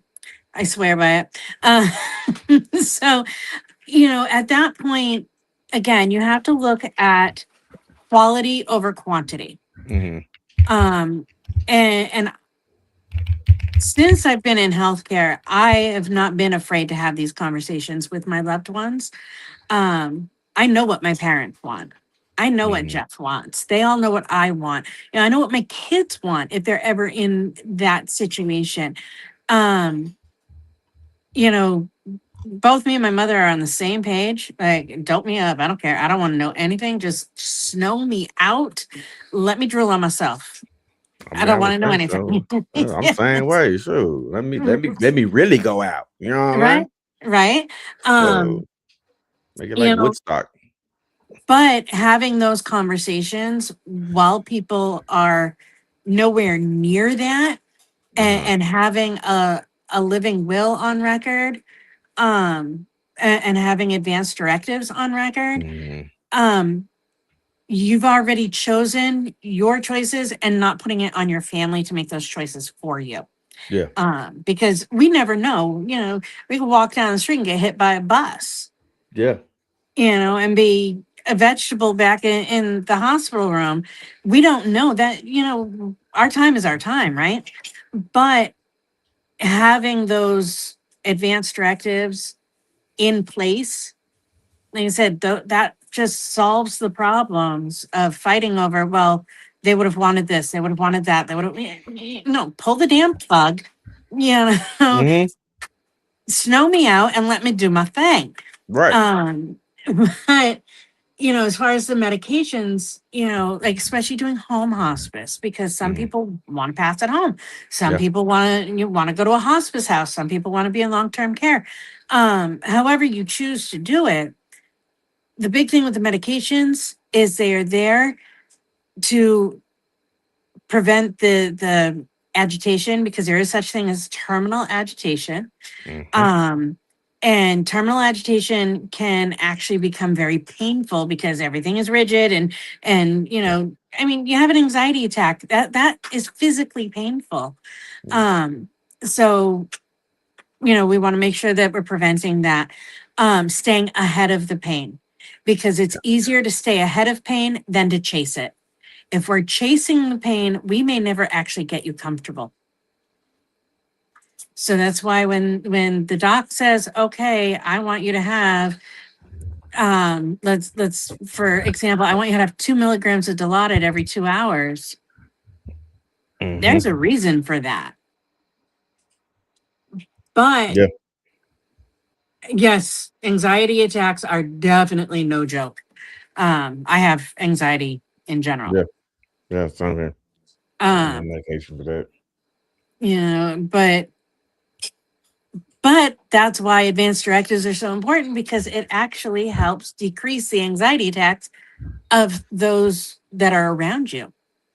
We tend to feed off of the people around us. And if we're sitting vegetative in a bed, but everybody is like strung out and stressed out around us, we're going to feel that. Oh, yeah, facts. So again, I cannot stress enough, advanced directives. Have these conversations. It's a part of life, going from this life to the next step of our journey. Everybody's going to go through it. You cannot get around it. There's no way to be immortal, and I'm okay with that. I don't want to be immortal. But knowing those wishes ahead of time, again, solves all of the problems. You don't have the people fighting around you. Your wishes are being followed. And I say the same thing when people are looking at, do I do a DNR? Do I not do a DNR? Do the DNR. Here's why. If I'm walking in to do rounds on my 92-year-old patient in the middle of the night, and they take their last breath because of the natural way of life, and they're a full code, I now have to start CPR on this potentially, like I said, 92-year-old, frail, maybe 100-pound sopping wet grandma. At that point, it's not a question of if I'm going to break ribs. It's how many am I going to break, and am I going to puncture a lung in the process? What is the quality of life after that event? It's almost going to be worse. Actually, will be worse. That's why I really state, do the DNR. You get to a certain age or a certain medical point in your life, do the DNR.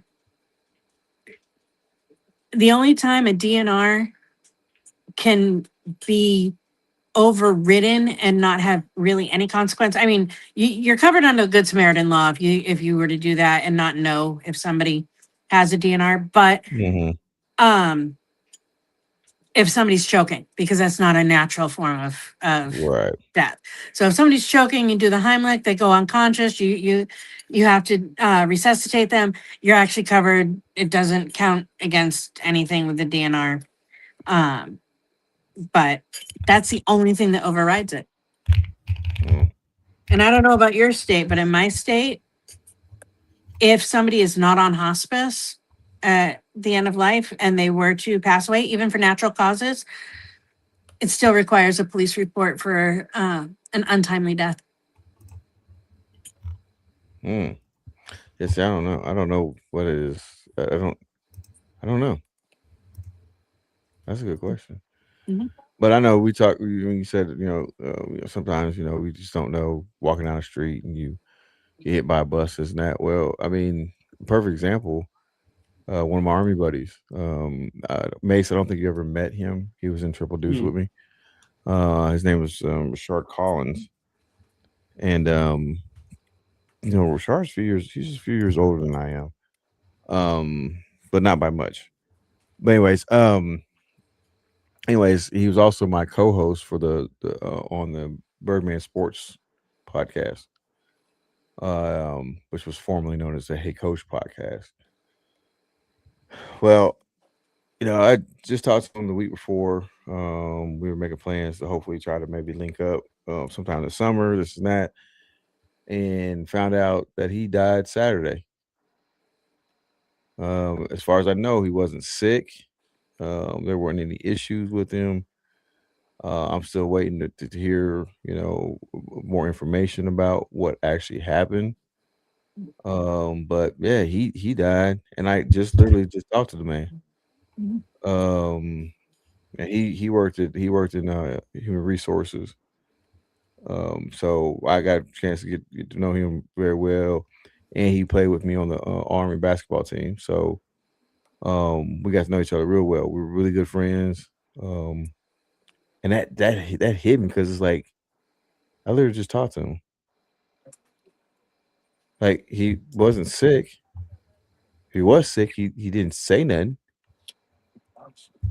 You know what I'm saying? So it was tough. That was a tough one. So, I know we, like I don't know about anybody else, but I know we had like a lot of old people, where when I growing up, and I remember him saying one thing to me that really sticks out to me even more now, that I have medical issues myself. And one thing he used to say was, on your wellest day, your most healthiest day, you're sick enough to die. Like, it doesn't take much for your body just to shut down. You know what I'm saying? And our bodies are built to die. They know how to die. Yeah. And people don't realize that. And so, like, that one really, like I said, that one really got to me because, like I said, because of the fact that I like I said, just talked to the man, and everything was fine. And then I'm finding out that he died. So that's just crazy to me to know that. And then you think about, like what Miss D was talking about, the living will and stuff like that, and you're like, why would I ever need that? I'm only in my 20s, or I'm only in my 30s. Why would I need something like that? That's just crazy. I'm not old. It doesn't matter. It like literally does not matter. Like, seriously, you just have no clue that the simple fact is you can go anytime. Mm-hmm. That's why I tell people, why are you living your life in such fear? Why? If you're that guy that wants to talk to that girl, go talk to her. You may not ever get another chance. If you're that girl who wants to talk to that guy, go talk to him. Why are we living in this age? Well, a man should always approach a woman. Stop that. Who wrote that? I don't know. Some idiot. I'll probably say some woman because she didn't want to go talk to the man. If you having issues with somebody, say something. Mm-hmm. Just say something, because the thing is that could lead to your death because you got that built up, and it can become such stress that it puts such a strain on your body that causes your body to give out quicker. Mm-hmm. Stress kills people, y'all, every single day. Yes, it does. You know what I'm saying? It affects you. It affects your heart. It affects your lungs. It affects your brain. That stress can cause so many issues. And a lot of people, they'll sit there and say, "No, I don't understand how they died." And they're like, "Well, they was arguing with somebody, or they just never told this person how they felt." And that's something constant that's on their mind. If you don't know it's on their mind, listen to them talk about a situation. Don't talk about a subject. If you want to know somebody who's bitter, upset, or just mad at somebody, bring up somebody's name that you know that they had issues with, and see how their conversation is when they talk about them. If they talk about them in such a negative way, but they say, "Oh, I really don't care what that person does," but they're still talking about them in such a negative way, they're 100% still hung up on whatever the situation was, which means they're stressing on that. They're still stressing on that. And stress builds cortisol. Cortisol is a hormone that is in charge of our fight or flight response. I'm fighting. Yeah, I'm fighting but everybody. that kind of stress, building those hormones real fast on top of the adrenaline, it affects every organ in your body. And it starts to shut down those organs. The big one is your kidneys, because your adrenal glands sit right on your kidneys. You know, then once your kidneys have stopped working properly, then your liver stops functioning normally. Your digestive system stops functioning normally. It's just, and it's a trickle system, and it messes you up. Yeah. So yeah, that's that. Right. I keep trying to tell people, man, stop wasting your time and stop wasting your breath on stupid things, because you don't know that breath you take in to either hold your tongue about something, and sometimes even wasting your breath as far as telling somebody that you're upset with them. Because understand, some people don't care. Mhm. They don't care that they hurt you. They don't care that you're upset with them. They just don't care, and they're going to continue to do the same thing over and over again. You know, if you got, whether it's a significant other, whether it's one of your children, whether it's a friend or another family member, some people just don't care, and you know which ones those they are. You know they are, because they keep doing the same thing over and over again. But I'm gonna be honest with you, you're the one that's insane, because you keep letting them back in. You keep accepting the stuff that they're doing. You keep letting it go over and over again, doing the exact same thing and expecting a different result, which is the 100% definition of the word insanity. You're the one that's insane if you keep allowing somebody to keep hurting you over and over again. Now we're talking about the mental aspect and even the emotional aspect, but that definitely and most definitely includes the physical aspect. If someone hurts you physically, whether you're a woman, whether you're a man, and if you're a man and you're not reporting that, you're not less of a man if you report physical abuse. To me, that still qualifies you as even more of a man, because instead of you just handling it, you know what I'm saying, and giving her one good hit, you're saying, listen, I'm not dealing with this.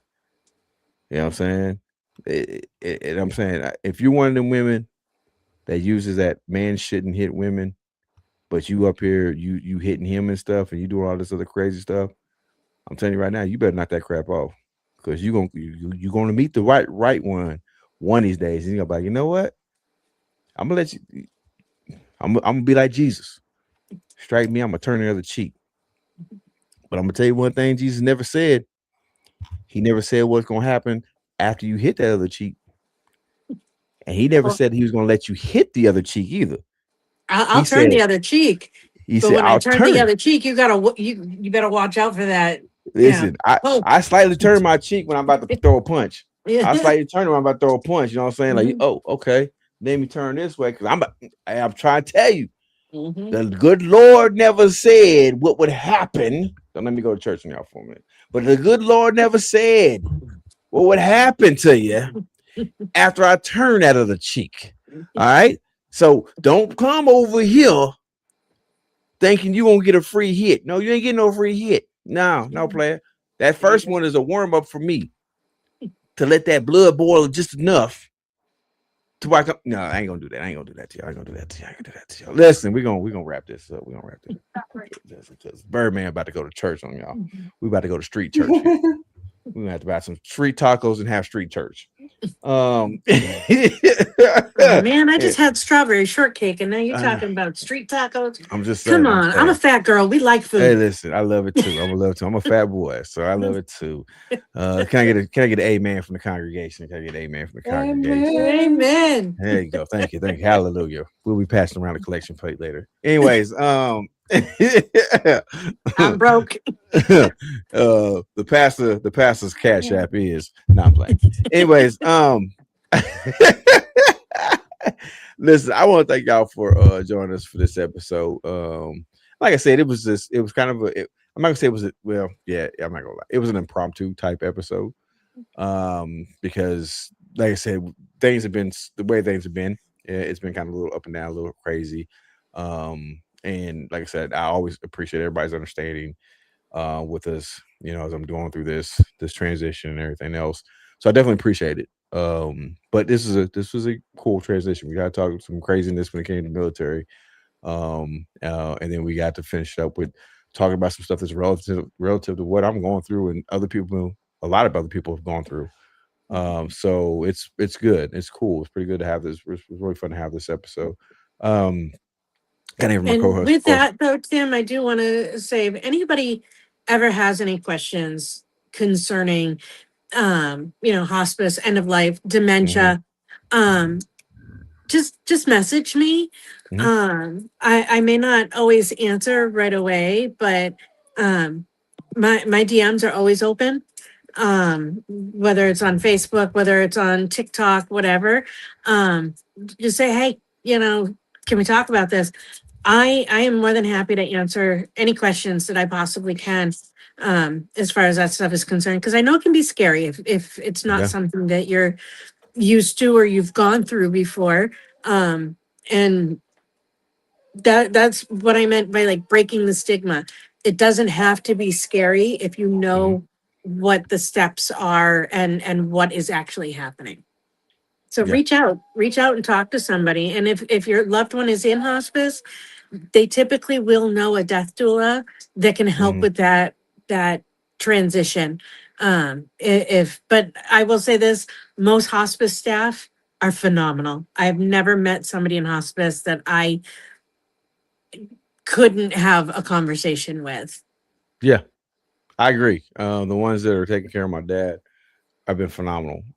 Every last one of them that's come to the house have been outstanding. So I can say from my experience, I can definitely back that same statement up.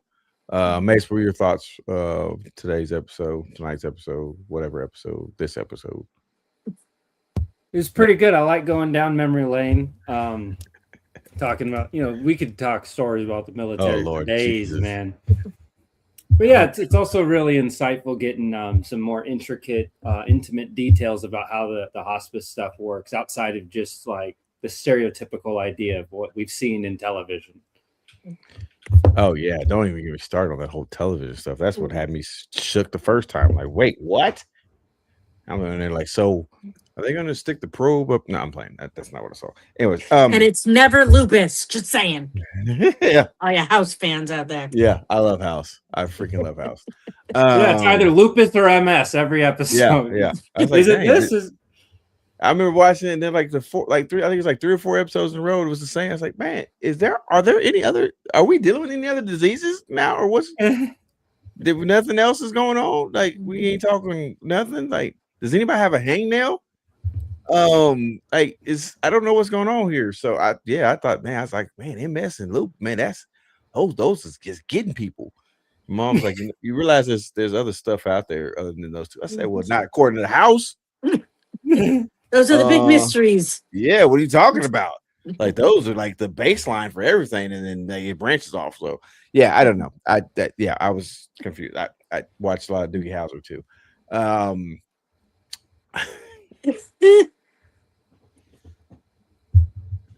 You just gave away how old we are. Yeah. Oh yeah, Dr. Quinn, Medicine Woman. Yeah. Yeah.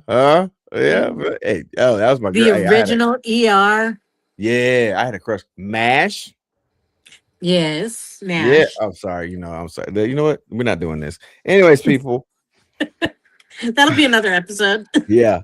My father-in-law loves MASH, so you guys are really showing your age. Yeah, I'm trying to tell you, man. I used to watch that show all the time, man. Yeah, that could be an episode. Favorite TV shows growing up. But yeah, listen, I really want to thank everybody for joining us for this episode. Like I said, I appreciate your guys' patience, appreciate you guys' support and love with everything's going on. We're gonna get back to more of a regular schedule. So Monday we should have everybody, right? Monday. I mean, you'll probably be a little bit late. Are you gonna be late? No, Mondays I have off. That's right. Okay. Oh, speaking of which, since I don't think we really did a production thing, so should we do that? Didn't. Monday? Oh yeah. Yeah, we did not. Should we? Well, we could do one of two things. We could either jump into the Epstein, or we could just like go for because there was Epstein / Jay Ramsey. Yeah. So yeah, we were gonna do Epstein on Monday and John Monet on Wednesday. But again, things have been a little crazy. So when Tim messaged me, he's like, "What's the topic today?" And I'm like, "Well, this is what it was supposed to be." Yeah, because I was confused. Here's what we had. We had something, but did we?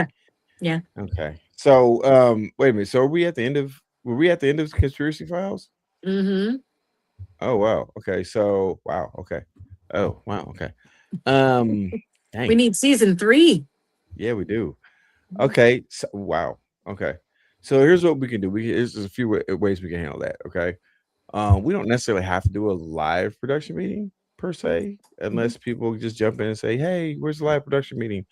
We can just get in and do the production meeting, and just knock it out, and then kind of handle it that way, and then just kind of go from there. So I mean, if you guys want, I don't know if you guys' schedule is like tomorrow. I work 7 p.m. to my time to 7 a.m. So that's 6 to 6 for yours. Mm-hmm. Yeah. So you go in at 6 p.m. or 7 p.m. Yeah. Tomorrow. Mm-hmm. And Friday. Mm-hmm. I mean, we could always handle it in the chat too. Yeah. I mean, we could throw out ideas and kind of hash it out from there. I mean, I'm fairly forgiving. I mean, heck, we can do a mini one tonight after this. I don't care. You know that. Yeah, I know. So I mean, I guess it kind of depends on Mace too. Mm-hmm. Maybe not tonight. So I just got back, so the kids have been kind of right. Well, yeah, and I also need to get out because I know we're talking about this, but so during the day I'm at my parents' house, so I'm there from roughly 8 o'clock in the morning until around this. Well, not around this time, but like 5 or 6 o'clock in the evening, and then my brother comes after he gets off work. He goes home for a little bit, then he comes over and relieves me. So we don't leave my parents. There's always somebody there with them. So let me throw this idea then. Mm-hmm. So we were talking about Monday doing Epstein files, all roads lead to Epstein. Why don't we attribute that to a production meeting? Because we can still talk about that, because it seems like no matter what our topic is, somehow it's it's wrapped up and involved one way or another. And we can kind of go off on our tangents. So we can kind of go off on our tangents, but still get ideas out for season 3 and hammer it out. I mean, we can. That's fine with me. I don't care. We can do that. We can rock and roll with that. And I know we haven't really been doing the recaps here as late. It's just I'm trying to take that extra bit of time to take care of something. We will get back into recaps. But like I said, right now, I'm trying to help take care of a few things. Plus, I really think it's important that I give my co-host as well as myself time to spend with families. So if it's something we cut out, if that's something like that we cut out, whatever, we can do that. Then we can have recaps. Say we do a kind of like what we do.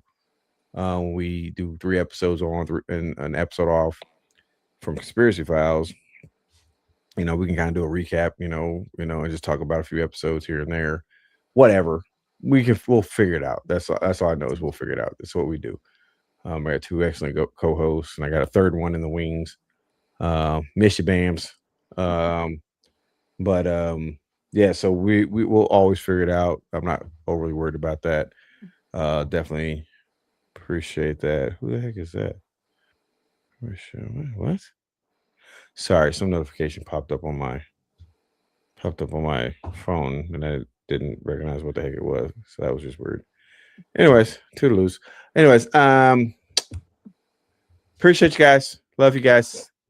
Yeah, yeah, for Miss D, for Mace Valor, for BAMs in her absence, as well as our other two co-hosts, Missing in Action, Ace and Death White. Love you guys as well.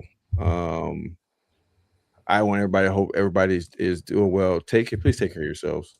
Take care of yourself physically, mentally, emotionally, and spiritually. Make sure you're taking care of yourself. That is very key. Okay. So love you guys. We'll see you guys on Monday for Conspiracy Files. Whatever the heck we're gonna do there. We're doing pretty much all roads lead to Epstein. And then a production meeting wrapped up in that. So it should be fun because I guarantee you I will forget what the heck we're doing anyways. So He'll message me at some point Monday and go, Yeah. "What are we talking about?" I feel like Drew Barrymore more in 51st Dates. That's how I feel half the time. I'm like, wait, who are you? Who am I? Like, where am I? Anyways, yeah, that's why I feel like a lot of times when we're doing this stuff. So, but yeah, I appreciate you guys. Love you guys. Like I said, for Miss D, Mace Valor. We're wrapping up right now. Oh, definitely Mace. You were probably because you walked in. It's all good. Love you guys. We'll see you guys later. I gotta get Mace out of here because he's doing stuff. So we gotta get him out of here. Yeah. We're gonna get you guys out here as well. You guys know what to do. Do it with us as we get up out of here. Boom, boom. Hit him, Miss D.